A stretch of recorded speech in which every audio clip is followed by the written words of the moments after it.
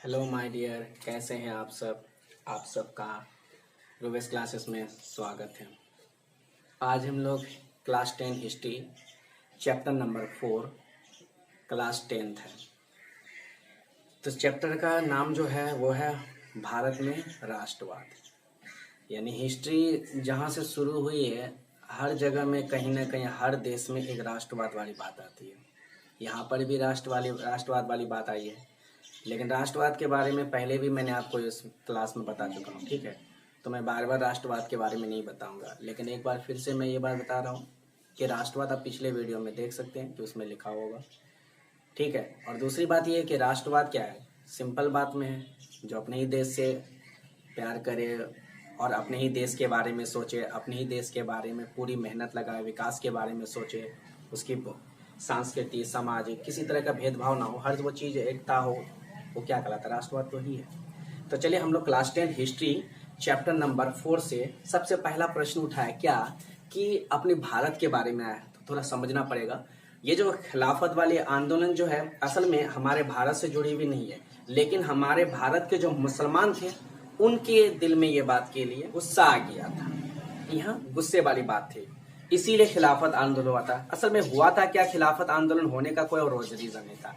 सबसे बड़ा उसमें कारण था क्या कि भारत में जब ब्रिटिश ने प्रथम विश्व युद्ध यानी फर्स्ट वर्ल्ड वार जो हुआ था ना, उस वर्ल्ड वार में तुर्की की हार हो गई थी ब्रिटेन से, क्योंकि उस वक्त ब्रिटेन बहुत ही शक्तिशाली और पावरफुल हुआ करता था, इसीलिए तुर्की जो है हार गया था। और वैसे तुर्की एक मुस्लिम मुस्लिम शासक कंट्री था, ठीक है। हुआ था क्या कि जब फर्स्ट वर्ल्ड वार हुआ था तो उस फर्स्ट वर्ल्ड वार में क्या हुआ था ना कि ब्रिटेन जो है तुर्की जो है ब्रिटेन से टकराया था, और ब्रिटेन जो है वहां पर शक्तिशाली था। उस वक्त के जमाने में सबसे शक्तिशाली यानी देखा जाए तो तुर्की से ज्यादा शक्तिशाली जो थे वो ब्रिटेन ही थे। और ब्रिटेन ने इतने जबरदस्त तरीके से, ब्रिटेन बोले तो इंग्लैंड का पुराना नाम ब्रिटेन ही था, ठीक है, बाद में उसका नाम इंग्लैंड पड़ा।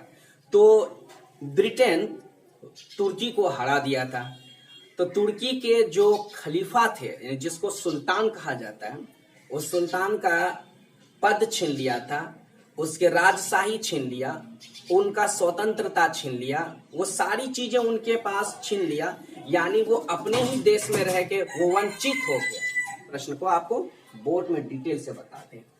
तो देखो खिलाफत आंदोलन, तो कहता है कि खिलाफत आंदोलन क्यों हुआ था, या कोई पूछेगा कि खिलाफत आंदोलन क्यों हुआ था, तो कहने का मतलब क्या कि प्रथम विश्व युद्ध में, यानी प्रथम विश्व युद्ध में ब्रिटेन के खिलाफ तुर्की की हार हो गया।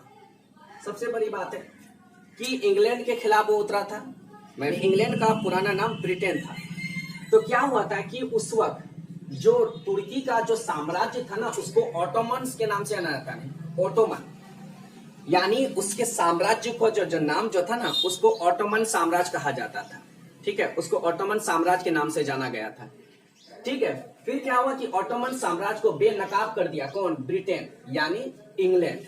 जब बेनकाब कर दिया और अपने ही देश के सत्ता से वंचित कर दिया, यानी वो अपने ही देश में रह करके अपने ही देश के बारे में कुछ नहीं हो सकता, तो उस तरह उसने तुर्की के शासक को पूरी तरह से मुसीबत में डाल दिया।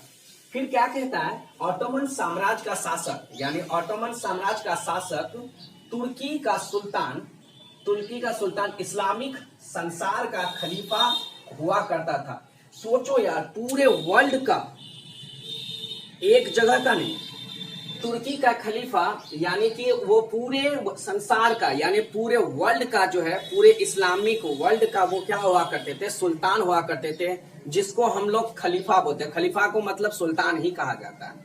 खलीफा का नाम जो है, दूसरा नाम है क्या, वो खलीफा का दूसरा नाम है सुल्तान। वहां के शासक थे, और वो किस शासक में थे, ऑटोमन साम्राज्य के। और सबसे बड़ी बात है कि वहां पर जब ऐसा युद्ध हुआ तो रूस की बड़ी बेइज्जती, यानी सॉरी क्या कहते हैं कि तुर्की बड़ी बेइज्जती में फंस गया। तो हमारे भारत के जो मुसलमान थे उनको इस बात के लिए बहुत ज्यादा गुस्सा आया, और वो आक्रोशित होकर के उसने क्या कहा कि ये तुर्की ने जो काम किया है ये वो गलत किया है, सरासर ऐसा नहीं होना चाहिए।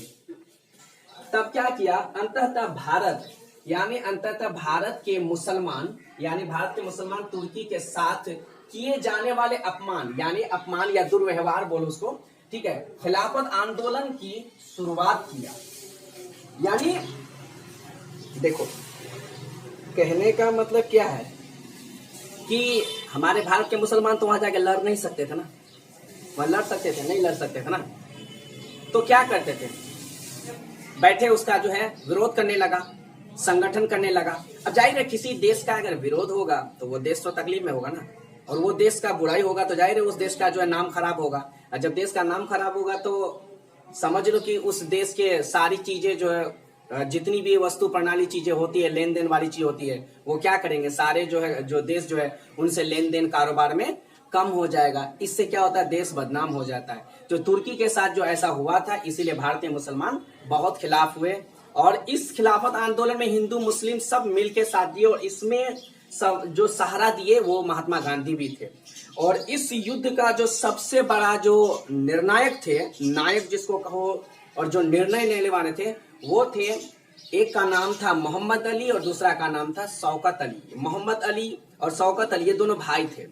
मोहम्मद अली और शौकत अली ये दोनों भाई थे। कहाँ थे वो, पहले यूपी को यानी सॉरी उत्तर प्रदेश को पुराना नाम रामपुर के नाम से जाना जाता था, ठीक है, यूपी को पुराना नाम से जाना जाता था जिसका नाम था रामपुर। वो दोनों वहीं के रहने वाले थे, और एक भाई जो है पत्रकार बने थे और एक भाई मौलाना बने थे, पर दोनों इसीलिए उन दोनों का नाम रखा गया था भारत में अली बंधु। अली बंधु का अर्थ अगर पूछेगा कि अली बंधु का अर्थ क्या होता है, तो बोलोगे एक का नाम था मोहम्मद अली और दूसरा का नाम था शौकत अली, और एक और भाई था उसका जो जौहर अली भी, एक और शायद भाई था मे बी, ठीक है। तो यहाँ पर जो बात मैंने लिखा, तो ये खिलाफत आंदोलन का जो बात मैंने बताया, आप इस वीडियो को, इस क्वेश्चन का अगर कहीं पर आपको कोई डाउट हो तो बताइए। हाँ, तो आप लोग मेरी वीडियो को लाइक करो, सब्सक्राइब करो, शेयर करो, और अपने जो है कमेंट में लिखो, ठीक है, और आप लोग इस वीडियो का स्क्रीनशॉट ले लो। मिलते हैं हम लोग नेक्स्ट वीडियो में, तब तक के लिए जय हिंद।